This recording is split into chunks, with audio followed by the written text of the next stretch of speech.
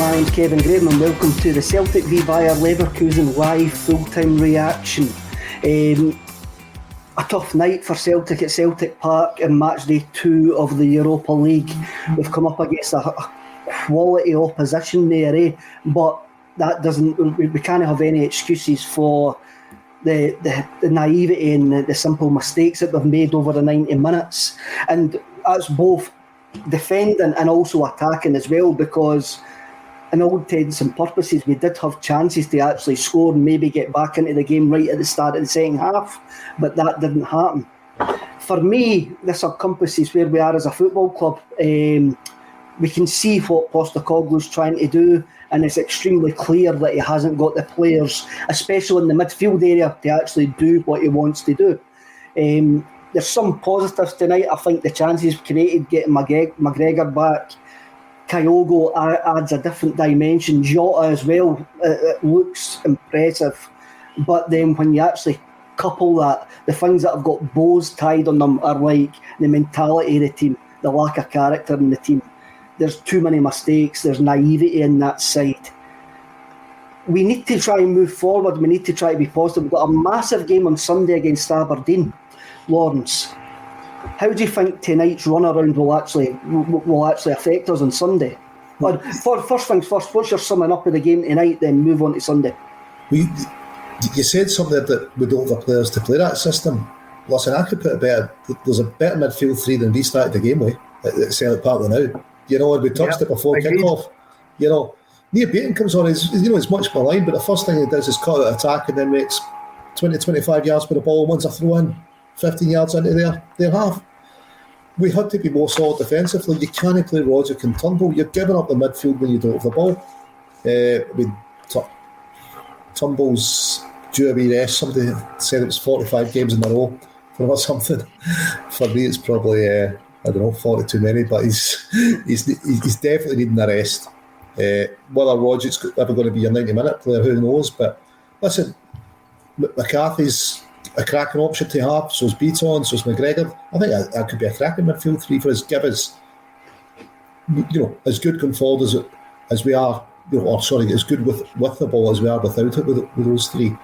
The front three, they created chances, they didn't take them. But, Jota, Abad and Kyogo is going to be a handful for anyone. In the back, we've lost 4 goals, but I thought, unlucky with the penalty. The defence weren't really helped out with what was in front of them. They were just left too exposed. Hart's had a few big saves as well in that. Same we've lost 4. But I think for Sunday to take the positives, we're still creating, even if we weren't taking. And you've got some players back, and hopefully Ange looks at that and goes, you know what, Turnbull and Rogic, maybe it's time for a change of midfield. Maybe I'm not going to play the two of them. Laura, before I come to you, I'm going to bring up a comment by Autumn Glow. Very balanced from the German TV pundits. They don't like Anne's inability to change. Our defending is very poor according to them, but they also conceded that was a game of fine margins in the end. Now on paper, it's a 4-0 defeat at home, which is always hard to swallow. It's a bitterest pill that you need to swallow, a hefty defeat at home, Laura. I says to my dad, I didn't think Cameron Vickers and Starfelt had a poor game. It was the structure in front of them that let them down. What's your thoughts on that? The only way in which I would say that the defence had a poor game was more to do with, I thought they were far too open in the first half, but the second half they were much better. In both halves, I think that their distribution was poor. They did give a lot of possession away, but I think, like you say, that was more to do with the fact that they were having a lack of options from the midfield and the forward players of where to put the ball. So, yeah, although it's a high score, a heavy defeat on paper, far from either of their worst performances, I thought. And to be honest, I get, looking back on what we did at half-time, that it might have come across very negative, but to be honest, had we had a full 90 minutes performing the way we did in the second half, I wouldn't have felt as bad about the performance overall. I thought we were much more contained, much more controlled in the second half. I thought we were unlucky to concede the penalty. the first half we looked as if we were about to ship an absolute barrel load. That definitely wasn't the case in the second half, and I think we just looked a little bit more streetwise in the second half than we had done in the first half, a little less naive. But I think still it came down to, in the end, Ange didn't change shape until very near the end, and I feared that would be the case, and I think that was probably the main reason we lost tonight. I'm going to go into Russell here to get his overall thoughts on the game at the moment. One thing I would say there, Lauren, something that Lawrence has picked up on as well, you brought on Beaton and McCarthy, and right away, as you say, they gave us a bit of energy, a bit of legs, a bit of dig in the middle of that park. I didn't really see a change of formation, but then again, I didn't see changes of formation. I just see the game moving about. I just thought Ange kept it to a 4-4-3-3, but they guys came in and done a better job than the two they replaced in the middle of the park, Russell. It's too late. It's too late. They're the two guys that should be there. You're making decisions when you're already, the game's done. And I know what Laura means. She's saying look more streetwise. I've got to go back to the Betis game, and I've got to look at tonight and go, we look better once teams have beaten us and they take their foot off the gas. We're easy to beat, and then it's easy to conserve energy. And they'll be thinking, we worry about Aberdeen on Sunday. I would love to know what opposition Leverkusen have this weekend, because I bet you it is far more difficult than what we've got. So perhaps, whilst we focus on Celtic all the time, and that's our job, the opposition we're playing get the job done early, and they then are conserving their energy to not have to keep being on the front foot in the second half. Might make us look a wee bit better, but they don't care about that. In fact, they rubbed salt in the winds with the fourth goal in the end anyway. Talking about the defence, our best player tonight for me was Joe Hart. Read into that what you will. But you want your goalkeeper to have a decent game. And that's what goalkeepers are there. He still conceded 4 goals, but against a team of the quality of Leverkusen, you do expect your goalkeeper to be worked at actual times. Maybe not as much as what we wanted, maybe not as much as what he actually was, but he made the saves that we want our goalkeeper to make. When you flash back to 2 years ago. I'm sorry, I'm interrupting, but sorry, mate. But 2 years ago, when Fraser Forster had a great game, we got something from the game. Joe Hart's having great games now, and we're getting scalped 4-0 at home. I feel there's a difference there, in my opinion. Can I just jump in on that point, though? I would say to put some praise on the team, I thought we made their goalkeeper work tonight. I thought he had to pull off some pretty decent saves at times. You've got the Kyogo chance in the first half where he was on the spin. You've got the Starfelt half volley in the first half. You've got the header that Kyogo missed the rebound from. There was 3 or 4 golden chances, and again, that does come down to us as a team failing to take our chances. But at the end of the day, sometimes the goalkeeper makes great saves, and I do think we did make him work. So yes, that's the difference between a good team and a not so good team, that they've ended up with 4 goals and we've ended up with 0. But we weren't lacking in chances, even if our ability to take them was poor. What the ability to take them was poor. I mean, when we started this game, I really wanted to see a bit of fight and character in the team, and unfortunately I never saw that, and that's probably the most disappointing aspect of the evening for me, is once again we go a goal down and basically that's it, game over, game's done as soon as we lose a goal. And Russell's got a point there. Leverkusen are 3-0 up. They play Bayern Munich on Sunday. Somebody just told me in the comments. so they have dropped down a gear, but then we've still got to react to that. We've still got to actually do a bit that as well. I mean, where do we go next? Where do we go next? It's quite obvious that midfield 3 doesn't work, Lawrence. Do we change it for Sunday going to Aberdeen, who are just in a big as rut as what Celtic are at this precise moment in time? I think you've definitely got to change it. Listen, the players will know it's not working. It's 2 luxury players in a midfield 3. It's hard to get 2 luxury players in a midfield 4, but you're doing it in a 3. you're just conceding when you don't have the ball. You're just inviting them on your defence, and you don't want to lose goals. So for me, get McCarthy, McGregor, and I would go with Beaton. I would drop both Logic and Turnbull, and he's looked a lot better, a lot fitter this season, but he's always been an impact player for the bench for me. And Turnbull's really struggling. Some people say, you can play his way back into form. I'm not too sure we can afford enough points we'd drop if we keep playing him and Logic in midfield. That we could, where would it end up? We've got Aberdeen, Motherwell, Hibs, aren't there? It's right around there. So it's kind of, I don't think we can afford to just keep playing and say, listen, it'll come good. Laura, could this be anything that Ange gets out that game that he really needs to realise that the midfield's failing his system? I think if I thought it was going to be something he would do, then I think what Russell said about it being too late, if he makes those changes earlier in the match, maybe we have a better chance. If we go into a game on Sunday or next week where the midfield is as lacklustre as Rogic and Turnbull were tonight, I want to see Ange making those changes at a time in the match when it can still have an impact. Because shoring the midfield up when you're 3-0 down and the game's gone is useful to nobody. And like I've said before, I hold my hands up and say I was looking forward to a manager who was going to come in and play by his own rules and not answer to anybody and do what he wanted to do. But at the end of the day, you have to play the match that's in front of you, and if what you're trying to do is not working, you have to do something to alter it. And I'm not saying he doesn't even particularly need to change his philosophy. He can change the shape a little bit and still play the football he wants to play. But if he's seen massive holes in the park because of the shape he's playing, then you've got to do something about that.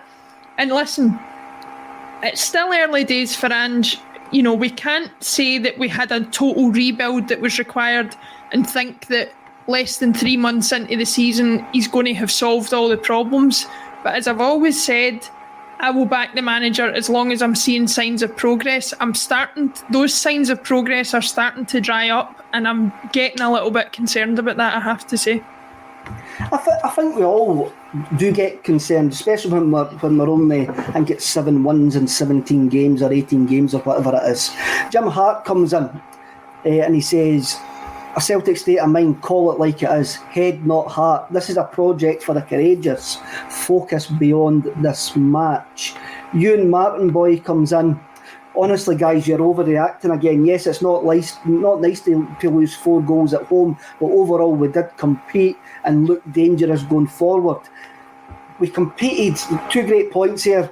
It's difficult to come in here and sit here after you've been scalped 4-0 at home and try to get a coherent positivity about, especially when you've only won 7 games in 17. When you can sometimes see solutions that are there. I want Ange, if Ange is going out, I wanted him to go out swinging, but I reckon he's got to trust some of the options that he's got in the squad short term. Mm-hmm. And I think that has got to start on Sunday with an introduction of either Turnbull or Rogic not being in the starting 11. Russell, what do you reckon? I think that's one example. I think Laura's right. I mean, although I'll go further than what Laura's saying, if it's not working, it's not about changing it, it's about recognising that before you set up the team. And, the results aren't any good right now. I don't understand why this has to become a negative show or, bitching on the manager. That's really not what we're trying to do here. It's a case of going, that midfield is obvious to me, not the balance and the blend that I would be going for as a Celtic midfield.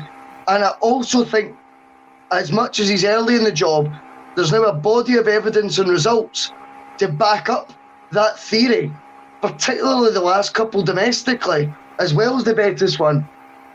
So why continue to start with it and then make the changes once the results actually beyond you? It doesn't add up, that philosophy. It's not about having, the forks out for Ange. It never is. and it never will be the way I look at it. This is a post-match show where I believe the bigger picture can be debated through a week on an hour-long show that ACSOM provide. But when I see comments like ACSOM always think like this, I think the beauty of ACSOM for me is the variety of opinions that are on it. It's not always, and everyone calls it like it is from their perspective and don't necessarily agree. And I feel like I'm on one side of a fence that's not really the truth. I'm trying to highlight and signpost as we go what's, bad results, and saying there is always something we can do more. And I think the options that Ange used tonight, whilst it's a post-match reaction and we focus back on that, the options he used tonight were the wrong ones to actually change a game. They were the kind of maybe the changes you would have started with in the first place. You've probably got a point there that you're saying that sort of more solidity in the middle of the park against a very, very decent side like Leverkusen. There's no folk arguing in the comments that they're not playing Bayern Munich. So I'm just going to leave who Leverkusen are actually playing at the weekend here, eh? They'll be harder than Aberdeen. More than likely. HICS technology videos, really frustrating watching Celtic. We show so much attacking verve, but we have wingers that don't come back and defend, and two number 10s in the middle who can't defend. Lawrence, I want to come back to the attacking verve, and I'm going to, if we put our minds back to that first 20 minutes where we go, oh yes, we could have been in a game here, eh? We showed more verve in that 20 minutes than what we've done in the last 3 games, and I'm even including the 3-0 against the Wraith Rovers and that's it. We need to keep that verve going for longer now, eh? We need to take that to Pittodrie on Sunday. Well, listen, without doubt, that front three looked really dangerous. McGregor looked as if he was up for it. Even Montgomery and Ramsden, I thought, were doing well. Who didn't see doing well even in that first 20 minutes was Rogic and Turnbull. There's something wrong with midfield, and it's all right asking that front three to do it again, but they need a bit of help there as well. And listen, I think if we get that front three, Kyle goes and we'll get some more minutes in him, we'll surely score if we play with that kind of attacking verve. It's just about keeping it out on there, isn't it, and being a bit more solid. It's probably to see Kyle go back. It looks a star. Another night he's got 3 goals. That would have still been enough for us to win tonight. But Abad is young. He's 19. He had a great chance, didn't he? But he's just snatched at it and put it well wide. And it just looks class. Hopefully he wants to stay, and we want to buy him. But I think an Aberdeen midfield that's got Scott Brown and Lewis Ferguson in it up against a Celtic midfield. If we stick with the 3, and 2 of those 3 are Turnbull and Rogic, I don't see us winning any battles in that midfield. And if we lose the midfield, we're generally going to lose a game. I'm going to play a bit of the devil's advocate here, Laura, and so I think that was David Turnbull's 52nd or 53rd game for Celtic. And are we expecting too much of David Turnbull to show the type of leadership that we're expecting him to do? Because I'll think back, would Callum McGregor showed that type of leadership that we're looking when he had 50 games for Celtic? Well, 50 games for Celtic on top of however many games he had for Motherwell. And what age is he? I don't know off the top of my head what age he is. It's 23 or something, 22, 23. 23, so he's not 22, 23, so he's not like young. I mean, in the grand scheme of things he is, but like for a footballer, by the time you're 22, 23, if you're not showing the qualities that you require to be a leader on the pitch, to be a game changer, I don't know that you're ever going to show it if you're not showing it at that age. I don't think we are expecting too much from him. Perhaps we're expecting too much of him to have a real impact against somebody of Leverkusen's quality. I understand that. But there are games he's played against lesser opposition this season where he hasn't shown that. One situation tonight that I really wasn't happy with him, and I'm saying all this, what frustrates me about him is I'm his biggest backer in the world. I think he's so good when he's at his best. He's technically so good with the ball. He can hit a shot through the eye of a needle. He can do the same with a pass. But sometimes he just... sometimes I think he gets bullied a little bit, if I'm honest. And an example of that tonight was when he went down looking for that penalty against Frimpong, who is about 6 inches shorter than him. I just thought to myself, there was so much you could have done with that situation that you didn't do, and instead you went looking for the penalty. Now, he's not the first footballer to go looking for a penalty, and he certainly won't be the last. But it just struck me as a kind of looking for the easy way out. When you look back at the Martin O'Neill teams of the past and things like that, they'd have kept possession of that ball in the position it was in. Chris Sutton on commentary tonight would have bullied that other player off the ball. And I just think we're missing that in the team. And I hate saying that because I listen sometimes to, we need a bit of bite in the midfield, we need a bit of muscle, we need a bit of this and that. And I always think that's really old-fashioned. But I do think we are a bit, what's the word? Fragile, maybe? Yeah. Mm-hmm. I think there's a little bit fragile. Fragile is a very good word. I don't think we're athletic enough in the middle of the park to do... It's maybe not adding bite. I sometimes think you just sometimes need the legs to go and actually nick a ball somewhere and beat it. I don't think Rogic and Turnbull have actually got that.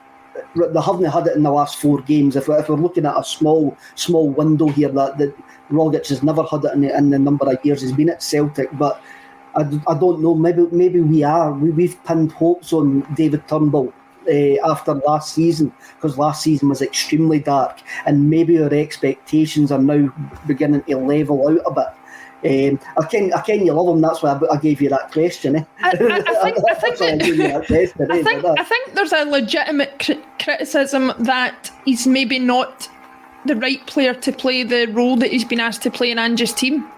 If he was playing the Rogic position where he had less defensive responsibilities, he had more freedom.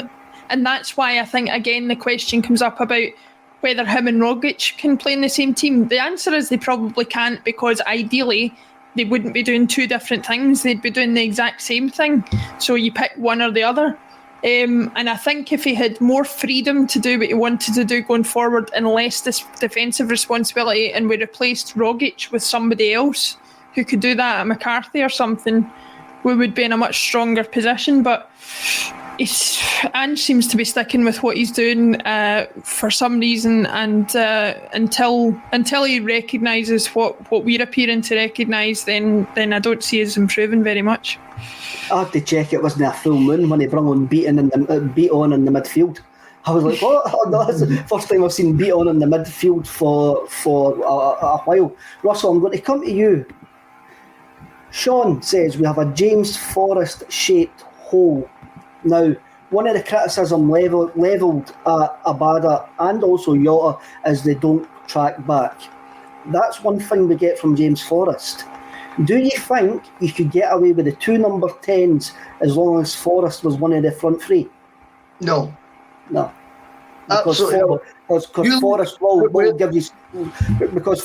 give you something more defensively. Yeah, he'll give you something more defensively, but a lot of that shadowing, Kev.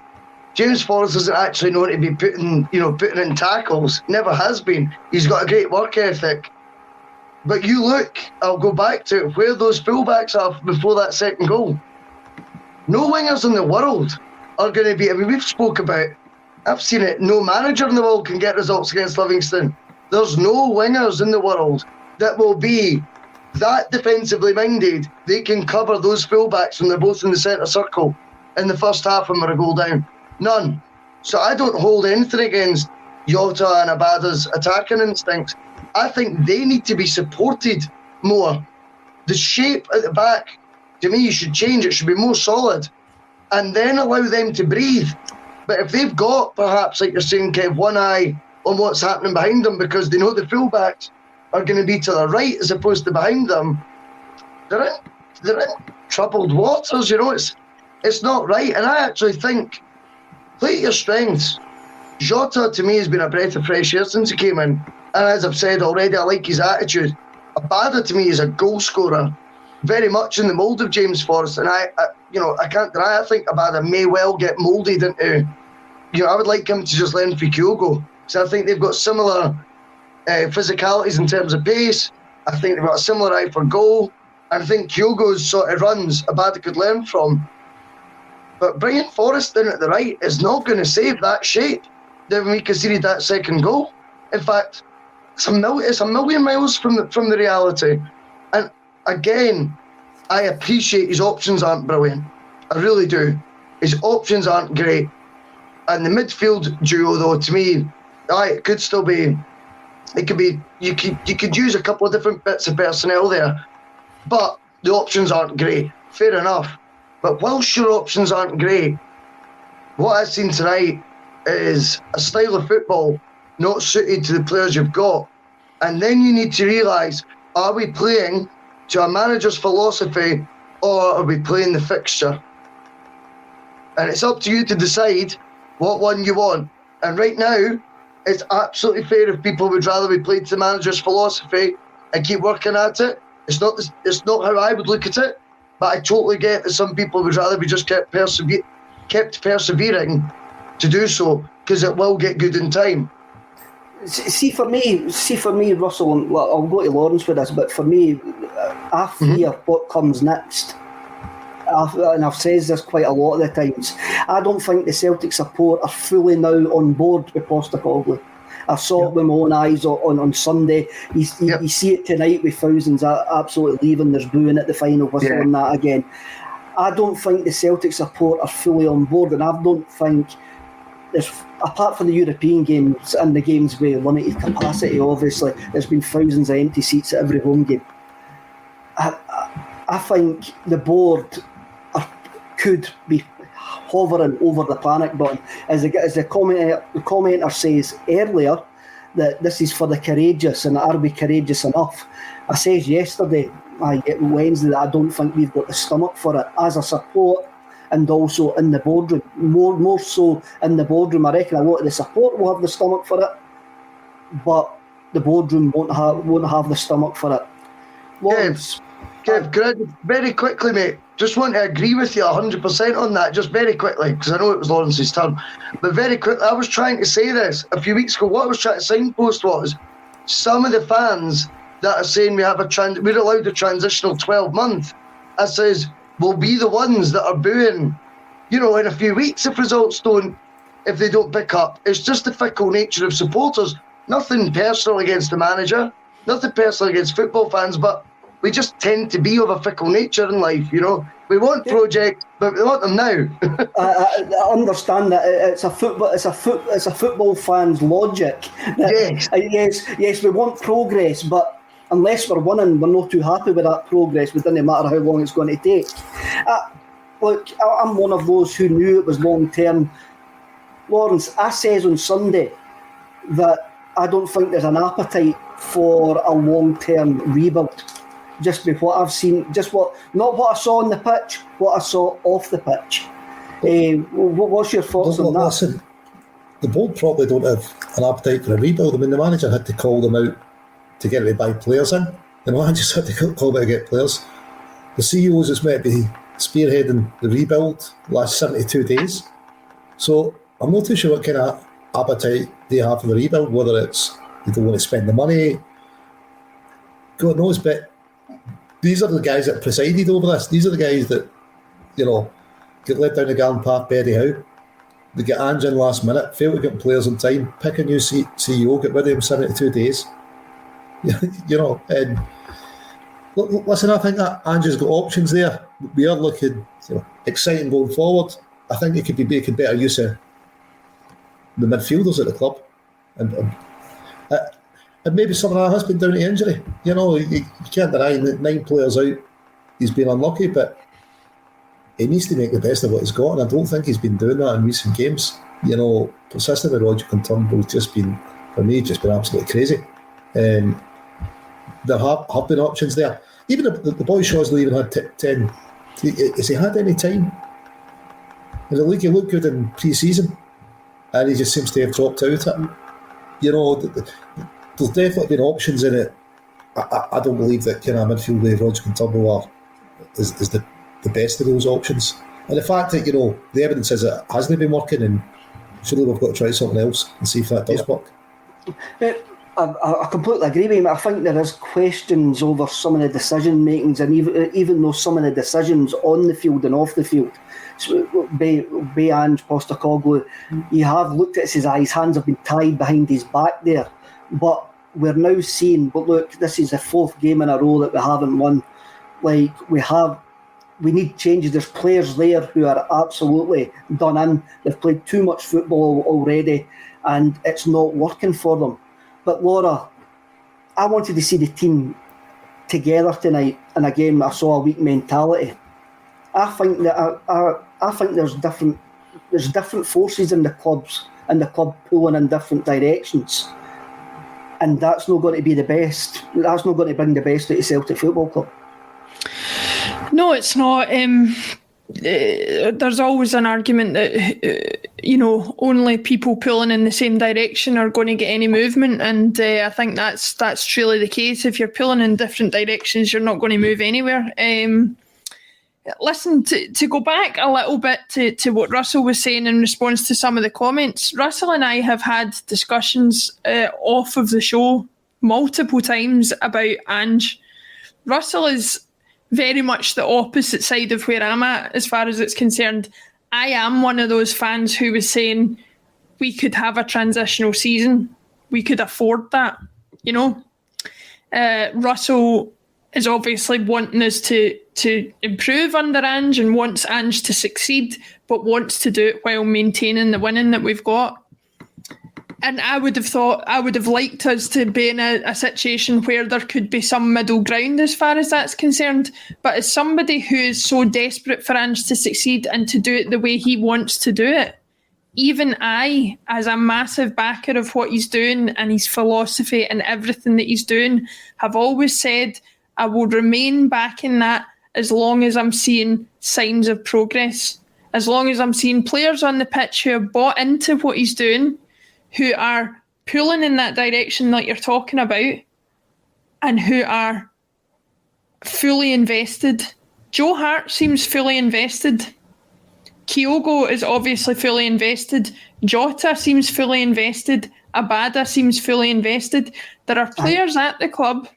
I think Big Cameron Vickers is fully invested as well. Cameron Vickers is fully invested as well. There are players at Ralston is probably the only one. I was about to make a point where I was going to say there are players at the club who are not invested, who have not been invested in a number of the managers they've played under in the last few years, and that is where the problem lies for me. The only remaining Celtic player, or two Celtic players who seem invested, is McGregor and Ralston for me.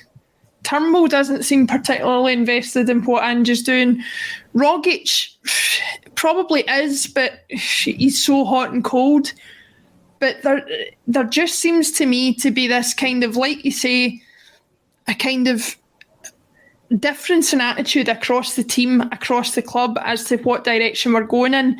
And I think, like the commenter said earlier, in order to be courageous, everybody's got to be courageous with you.